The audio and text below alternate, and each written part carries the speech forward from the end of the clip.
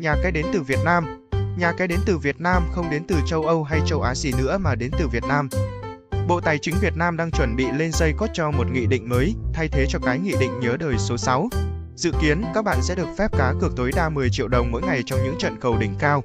Nghe thôi đã thấy hồi hộp rồi đúng không? Theo dự thảo, không chỉ có giới hạn cá cược mới mà còn có quy định về việc mở tài khoản cá cược và cách đảm bảo người chơi đủ năng lực chọi với thị trường này. Mập rất thích sự chăm chút này, vì không ai muốn mình chơi đùa với tiền mà lại không hiểu gì cả, đúng không? Mức tối đa 10 triệu đồng này không phải là ít đâu, nhưng cũng không quá mạnh tay khiến tim Mập phải thót lại như khi xem trận chung kết. Mục tiêu của nghị định này nhằm tạo ra một sân chơi công bằng hơn cho nhà đầu tư và người chơi, đồng thời đảm bảo sự minh bạch trong kinh doanh cá cược. Bộ Tài chính cũng đang mở thu thập ý kiến từ các bên liên quan trước khi chính thức ban hành. Ai có ý kiến gì hay ho thì cứ thoải mái góp ý nha.